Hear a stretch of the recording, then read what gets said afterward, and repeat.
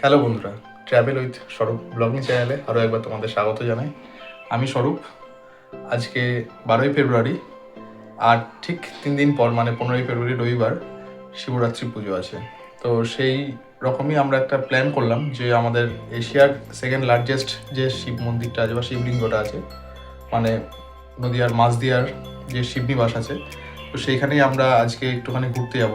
মূলত শিবনিবাসে এখন মেলা চলছে, ভীম একাদশী থেকে মেলা স্টার্ট হয়েছে, 15 দিনের প্রায় মেলা থাকে শিবরাত্রির অবধি।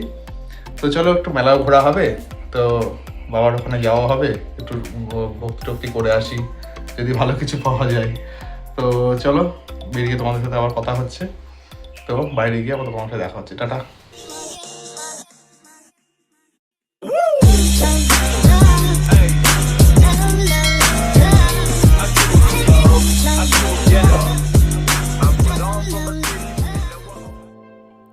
আমরা দুই বন্ধু বাইক নিয়ে বেরিয়ে গিয়েছি শিবনিবাসের উদ্দেশ্যে।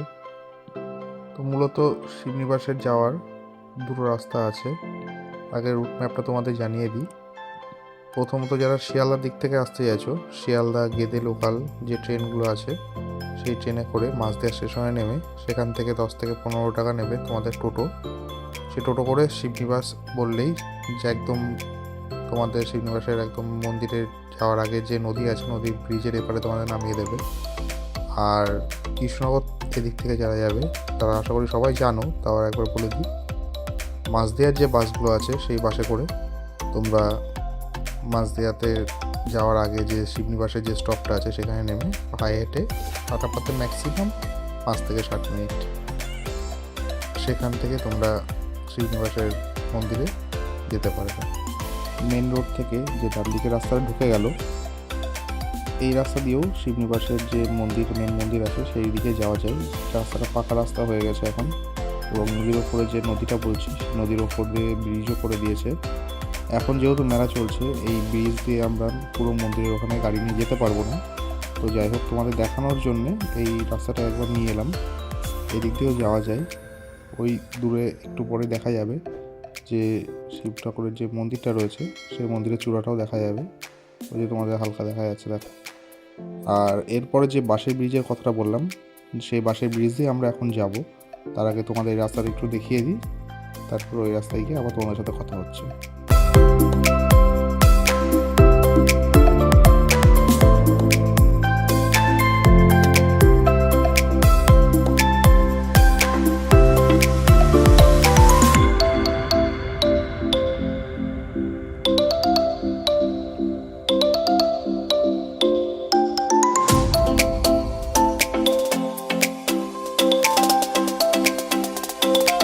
যে রাস্তাটা এতক্ষণ দেখলাম সেটা হচ্ছে পাকা যে ব্রিজটা আছে সেই ব্রিজের রাস্তাটা। তো সেটা দেখানোর পর এবার আমরা চলে এসেছি যেটা বাঁশের ব্রিজের কথা বলছিলাম, যে বাঁশের ব্রিজ করা আছে বা কাঠের ব্রিজ, সেইখান দিয়ে যাব আমরা। সেই রাস্তায় আমরা ঢুকে পড়েছি। একটুখানি ওই রাস্তাটায় ছাড়িয়েই এগিয়ে এলে ডান দিকে আবার এই রাস্তাটা দেখা যায়। এটাই মেন আগের রাস্তা ছিল, সেই রাস্তা দিয়ে আমরা এখন মন্দিরের দিকে যাচ্ছি। এই যে এখন আমরা এই রাস্তাতে দিয়ে যাচ্ছি, এটা হচ্ছে ঘাটের ওপর দিয়ে ব্রিজ, যে কাঠের ব্রিজ আছে পাশের ব্রিজ তৈরি কাজে, সেখান দিয়ে যাবো এখন আমরা। এই যে এই সেই বিখ্যাত কাঠের ব্রিজ বা বাঁশের ব্রিজ, এটা পার করে এখন আমরা যাব। একটু ভয়ানকও আছে, বাইক ফাইক সবই পার হচ্ছে। এই যে ওই ব্রিজটার ওপর আমরা এতক্ষণ দাঁড়িয়েছিলাম, যে রাস্তা দিয়ে দেখালাম, আর এই ওই দিক দিয়ে যাওয়া যায়।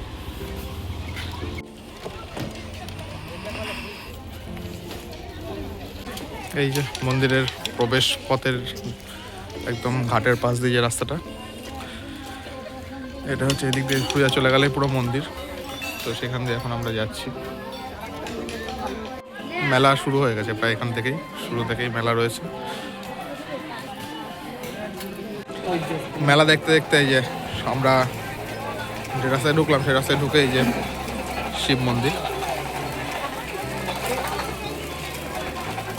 এশিয়ার যে বড় শিব টেম্পল তারই শিবলিঙ্গ, তারই মন্দির, হয়ে যে ভেতরে শিবলিঙ্গ দেখা যাচ্ছে। দুটো শিবলিঙ্গর মন্দির রয়েছে শিব ঠাকুরের। চলো ভেতরে দেখা যাক, ভেতরে যাওয়া যায় নাকি, ভেতরে থেকে যদি ভিডিও করতে পারি তোমাদের দেখাবো। এখানে পুজোর প্রসাদেরও ব্যবস্থা রয়েছে, পুজো দেওয়ারও ব্যবস্থা রয়েছে, সবাই পুজো দিতে পারে, সব রকমই রয়েছে।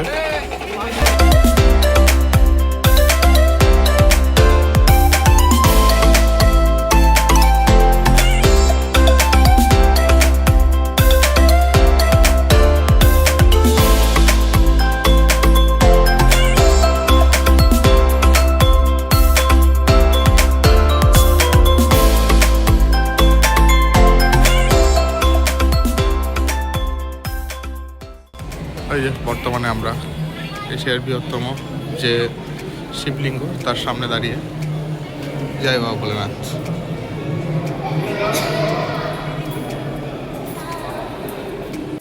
মন্দির থেকে দর্শন করে ঠাকুর বেরোলাম। এটা হচ্ছে বড় শিবলিঙ্গ, এটা এশিয়ার দ্বিতীয় বৃহত্তম শিবলিঙ্গ বলা হয়।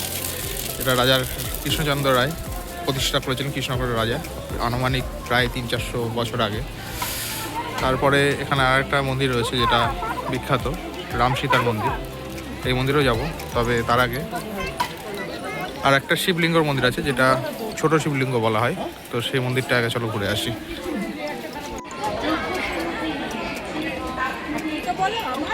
এটা হচ্ছে দ্বিতীয় যে শিবলিঙ্গ মন্দিরটা রয়েছে, এটা ছোট মন্দির যেটা বলা হলো, সেই শিব মন্দির। এটা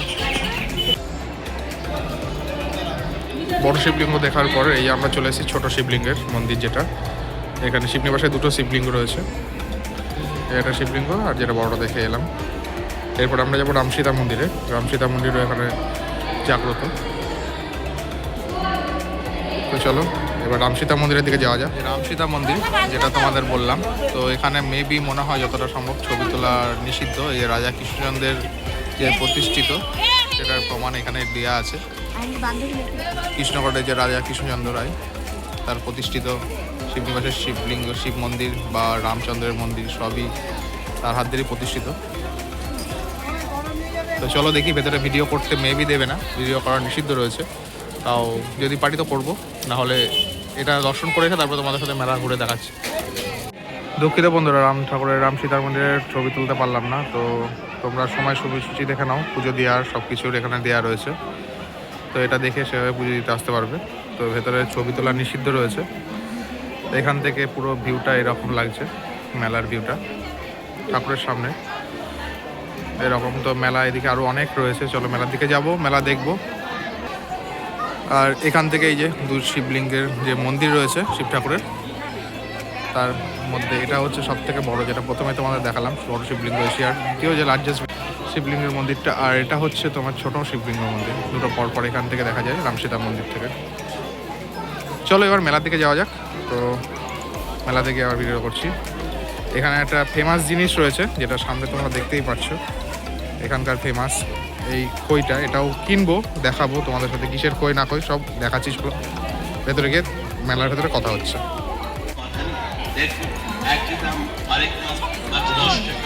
মেলা শুরু হয়ে গেছে, এই পুরো মেলাটাই এখন ঘুরে দেখি। চলো কী কী পাওয়া যায় না পাওয়া যায় মেলায়। মেলা মানে খাবারের দোকান তো থাকবেই, ফুচকা ঘুগনি সব কিছুই রয়েছে, এগরোল ফেগরোল, মোমো রয়েছে, এবং বাচ্চাদের বিভিন্ন রকম খেলনার জিনিস রয়েছে, বাচ্চা মেয়ে ঘর সাজানো, এগুলো নিয়েই তো মেলা। যদিও আমাদের ছেলেদের জাস্ট দেখতে আসা, তো আমার দিদিকে নিয়ে এলে আরও খুশি হতো, কিন্তু ডিউটিতে রয়েছে, কাজে ব্যস্ত, তাই আসতে পারলো না। তা আমরা দুই বন্ধু মিলেই চলে এসেছি। এই যে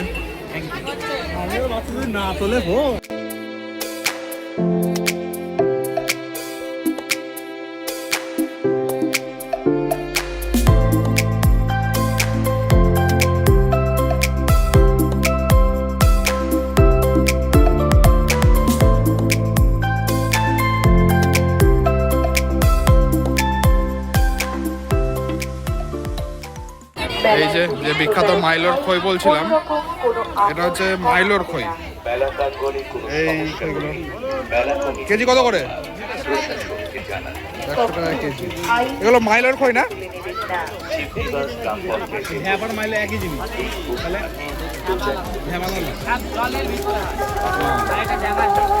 মাইলোটা অ্যাকচুয়ালি কি জিনিসটা, কি বাজরা?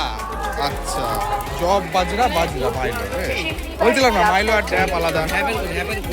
ওই একাদশী মেলায় এইখানকার বিখ্যাত এটাই ভাই, মাইলোর খই। জানাই আন্তরিক শুভেচ্ছা ও অভিনন্দন। তো দেখা যাক কতটা কি নেওয়া যায়। আশা করি 500 করে 2 জায়গায় নিয়ে নিই। এই তদন্তকারী গুড়ের রয়েছে, প্রতিষ্ঠা এবং প্রয়াসের ফলে এই এদিকে মেলা নর্মাল লোক গুড়ের, আর হচ্ছে এমনি নর্মাল যেটা রয়েছে বসে এখন এরকম তৈরি করা যায়। তো 500 করে 2 জায়গায় নিচ্ছি, দেখা যাক প্রতিবারই নিই। তাই এই মেলার পবিত্রতা, এই মেলার শৃঙ্খলা, এই গুড়েরটা কম দিও। রক্ষা করবার দায়িত্ব প্রশাসনের পাশাপাশি নাহলে ভালো লাগবে না। তো এবার মেলা দেখে বেরোনোর পালা। এদিকে সব খাবারের দোকান টোকান রয়েছে। তো এই ছিল শিবনিবাসের মেলা বা শিবনিবাসের যে শিব ঠাকুরের মন্দির, সেটা দেখালাম। তো যে পথ দিয়ে শুরু করেছিলাম ভিডিও শুরু করা, তো সেই পথে এসে আবার শেষ করলাম। ভিডিওটা কেমন লাগলো অবশ্যই তোমরা জানিও কমেন্টে।